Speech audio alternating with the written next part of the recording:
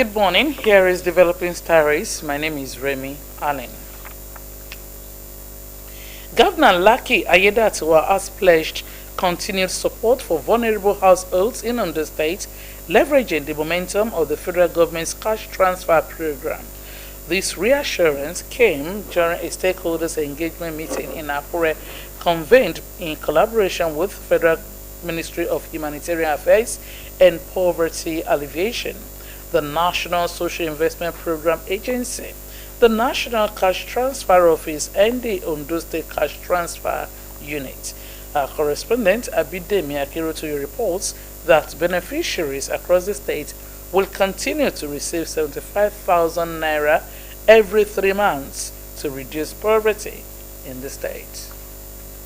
The cash transfer program has become one of the federal government's flagship interventions in the fight against poverty, designed to provide direct financial support to Nigeria's most vulnerable households. Through this initiative, beneficiaries received 75,000 naira every 3 months, a lifetime that helps families access food, education, and health care, while also stimulating local economies and reducing the burden of poverty. In Ondo State, the program continues to make an impact, with thousands of households already benefiting.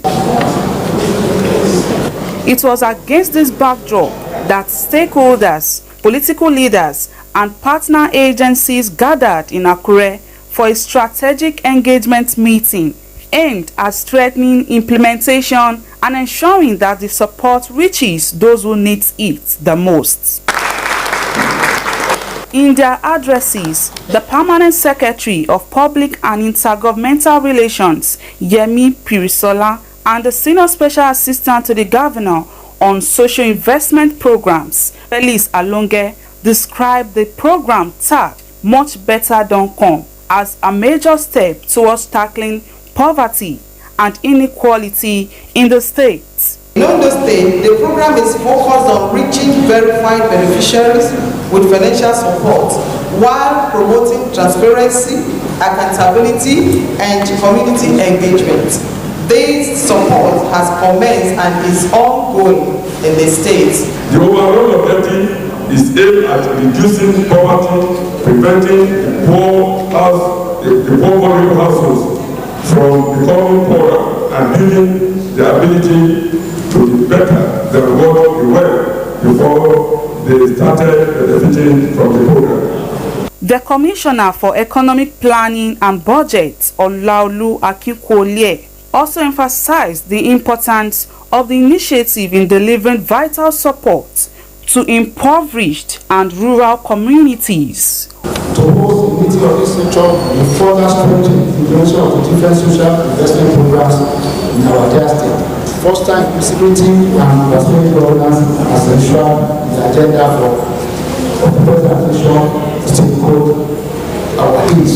Other stakeholders at the event underscored the reliability and transparency of the program, stressing its significance in providing critical assistance that improves the lives of residents. If our social register is what we are able to catch up, and people are ready to say when social register needs to be increased, they are ready, because this one has been proven and people are saying.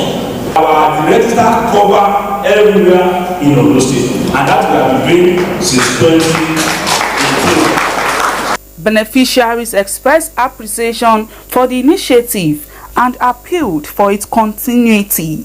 A documentary showcasing the progress achieved so far in the cash transfer program was presented, giving a visual record of its impact and success stories. The stakeholders engagement meeting served as an opportunity for all agencies involved to review strategies and ensure the program is effectively targeted at the most vulnerable populations. Abidemi Akinrotoye, Osrc News. The Ondo State government has intensified flood prevention efforts by expanding canals across the 18 local government areas. During an inspection in Akure, Special Advisor to the Governor on Erosion Control, Elisha Ebijimi, warned residents against dumping refuse in drains. He disclosed that the state had already worked in Ilaje, Eseodo, Odigbo, and Ileoluji with Akure South, the fourth major site that Obaile in Akure North has been marked as the next target.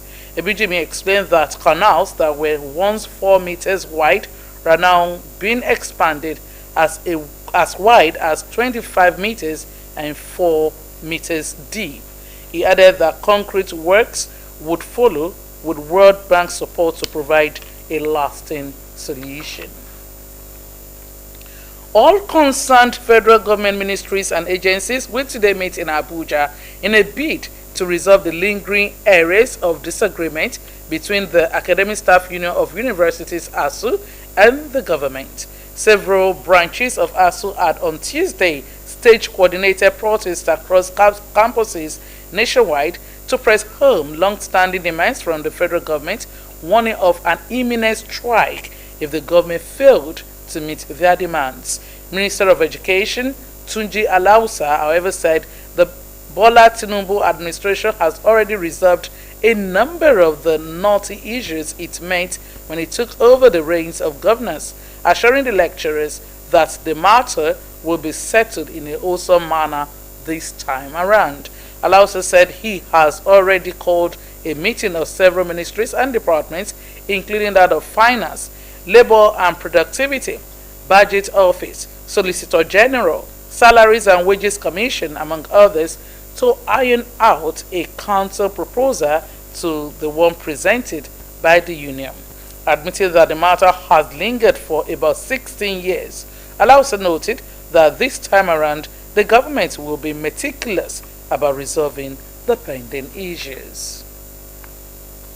Meanwhile, the Academic Staff Union of Universities ASU has warned that it might not honor any meeting with the federal government until there are commitments to implement previous agreements.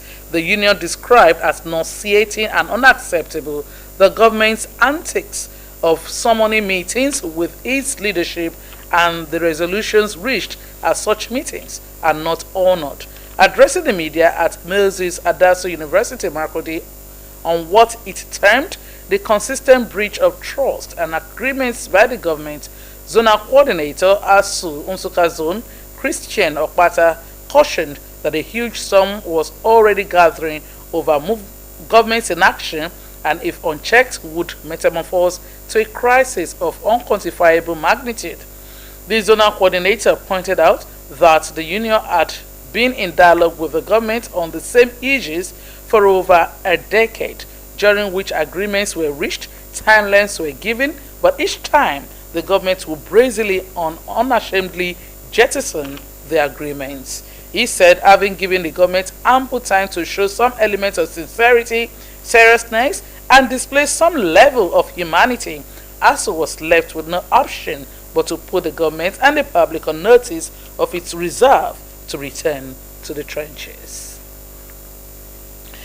Minister of Solid Minerals Development Dele Alake has ordered mining marshals to seal an illegal gold mine site in the Gwagwalada area of Abuja. Alake gave the order in order to mitigate potential environmental hazards. He said the action comes in the wake of an earlier operation by the marshals, which led to the successful recovery and sealing of a mining site in Gwagwalada. According to him, preliminary investigations revealed that illegal miners invaded the area after the accidental discovery of a gold vein during the digging of a pit near a residential property.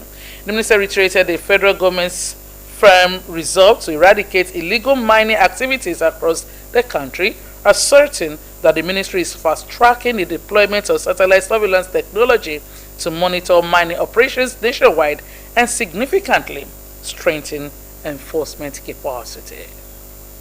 And that's the news. Thanks so much for watching. Good morning.